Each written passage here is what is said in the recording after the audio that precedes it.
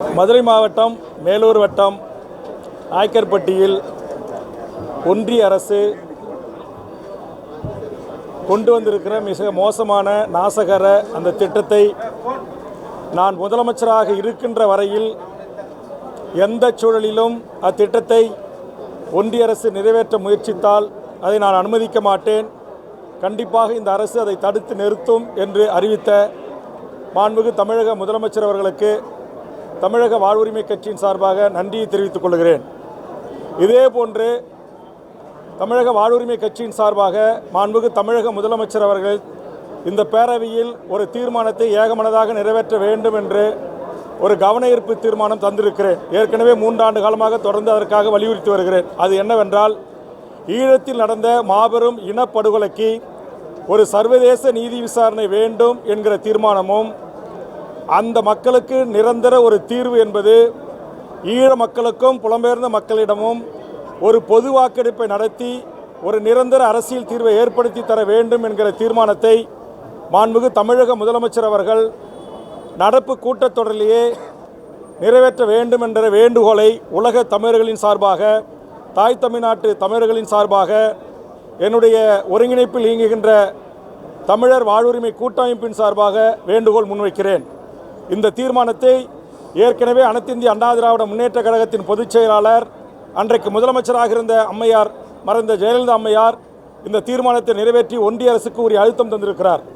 அதே மாதிரி திராவிட முன்னேற்ற கழக அரசும் மாண்புமிகு தமிழக முதலமைச்சரும் தீர்மானத்தை நிறைவேற்றி தற்போதைய ஒன்றிய அரசுக்கும் ஒரு உரிய அழுத்தத்தை தர வேண்டும். காரணம், வருகின்ற ஜனவரி மாதம் 15ஆம் தேதி ஐக்கிய நாடுகள் சபையில் இனப்படுகொலையில் காணாமல் ஆக்கப்பட்டோர் குறித்து உலக 150 நாடுகளைச் சேர்ந்த பிரதிகள் கலந்து கொள்கின்ற முக்கிய அமர்வு நடைபெற இருக்கிறது. ஆதலால் தாய் தமிழ்நாட்டில் இருக்கிற 7 கோடி மக்களின் சார்பாக இருக்கிற இந்த அரசும் இந்த பேரவையும் இந்த தீர்மானத்தை நிறைவேற்றினால் உலக நாட்டைச் சேர்ந்த மனித உரிமை செயல்பாட்டாளர்கள், இனப்படுகொலைக்காக நீதி கோருகின்ற அமைப்புகள், எமது புலம்பெயர்ந்த ஈழத் தமிழர்கள் அனைவருடைய அந்த வேண்டுகோளுக்கு ஒரு மாரல் சப்போர்ட்டாக இந்த தீர்மானம் அமையும். ஆதலால் மாண்புமிகு முதலமைச்சர் அவர்கள் இந்த தீர்மானத்தை இந்த கூட்டத்தொடரில் நிறைவேற்ற வேண்டும். கூட்டத்தொடர் நாளையோடு முடிவதாக இருக்கிறது. இன்றைக்கு திருவண்ணாமலை, கள்ளக்குறிச்சி, விழுப்புரம், கடலூர் உள்ளிட்ட மாவட்டங்கள் இந்த மிகப்பெரிய புயல் வெள்ளத்தினால், மிகப்பெரிய அளவு மழை பொழிவின் காரணமாக ஆயிரக்கணக்கான கிராமங்கள் முற்றுமுதலுமாக பாழாகி இருக்கின்றன. லட்சக்கணக்கான குடும்பங்கள் மிகப்பெரிய பாதிப்புக்குள்ளாகி இருக்கிறது. மாண்புமிகு முதலமைச்சர் அவர்கள் வெறும் 2000 ரூபாய் அறிவித்திருக்கிறார். இது போதுமான தொகை அல்ல.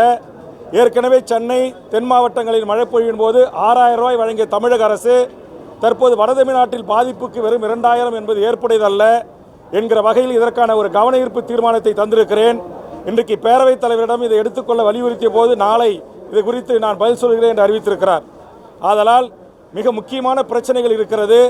பேரவையை இன்னும் 2 நாட்கள் அதிகப்படுத்தியாவது ஈழத்தில் நடந்த இனப்படுகொலைக்கும், சர்வதேச நீதி விசாரணைக்கும், பொது வாக்கெடுப்புக்கும், இந்த புயலால் மக்கள் பட்டிருக்கிற துன்பத்துக்கும் துயரத்திற்கும் விரிவாக இந்த மன்றம் ஆய்வுக்கு உட்படுத்த வேண்டும். அதுபோன்று கிட்டத்தட்ட ஒரு 10க்கும் மேற்பட்ட புதிய சட்டங்கள் இங்கு அறிமுகப்படுத்தப்பட இருக்கின்றன. அது அநேகமாக நாளை ஆய்வுக்கு எடுத்துக்கொள்ள இருக்கிறது. ஒரே நாளில் 10க்கும் மேற்பட்ட சட்டங்களை ஆய்வு செய்து நிறைவேற்றுவதில் ஏற்புடையதல்ல. அதனால் இந்த சட்டமன்ற கூட்டத்தொடரை மாண்புமிகு முதலமைச்சர், எதிர்க்கட்சி தலைவர், அவை முன்னவர்கள், கூட்டணி கட்சியில் இருக்கிற பிரதான எதிர்க்கட்சிகள் அனைத்தும் ஒன்று கூடி ஒரு சட்டமன்ற மழைக்கால கூட்டத்தொடர் என்றால் குறைந்தது 1 வாரமாச்சு நடத்தணும். அப்போ தான் இந்த நாட்டில் இருக்கிற மக்களுடைய பிரச்சனைகள் குறித்து விவாதிப்பதற்கு, பேசுவதற்கு எங்களை போன்றவர்கள் கவன ஈர்ப்பு, ஒத்திவைப்பு போன்ற தீர்மானங்களை கொண்டு வந்து மக்கள் பிரச்சனைகளை பேசுவதற்காக வாய்ப்பாக ஏதுவாக அமையும்.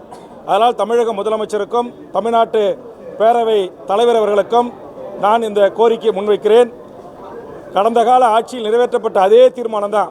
அதை நிறைவேற்றுறதால நம்ம அரசுக்கு ஒன்றிய அரசுகளால் எந்த ஒரு அழுத்தமோ எந்த ஒரு கேள்வியோ எழுவதற்கு வாய்ப்பில்லை. இது ஒட்டுமொத்த உலக தமிழர்களின் கோரிக்கை, உலக தமிழ் அமைப்புகளின் கோரிக்கை. 150க்கும் மேற்பட்ட தமிழ்நாட்டு அமைப்புகள் ஒன்று கூடி நாங்கள் தந்திருக்கிற அந்த கோரிக்கை முதலமைச்சருக்கு கடிதமாகவும் நான் வீட்டுக்கே சென்று அவரிடம் தந்திருக்கிறேன். அதனால் இந்த கூட்டத்தொடரில் இதற்கு ஒரு அரசினர் தீர்மானத்தை நிறைவேற்ற வேண்டும் என்ற வேண்டுகோளையும் உலக தமிழர்களின் சார்பாக, எமது தமிழ் ஈழ மக்களின் சார்பாக, தமிழீழ விடுதலைக்காக ஆயுதம் ஏந்தி போராடி விடுதலை புலிகளின் ஆயுத போராட்டம் மௌனிக்கப்பட்டு ஜனநாயக பாதையில் இயங்குகின்ற எமது அனைத்து உலக தமிழர்களின் சார்பாகவும் இந்த கோரிக்கையை தமிழக முதலமைச்சருக்கு எனது அருமை பத்திரிகை ஊடக நண்பர்களின் சார்பாக முன்வைக்கிறேன், அவர்களின் ஊடாக முன்வைக்கிறேன். நன்றி, வணக்கம்.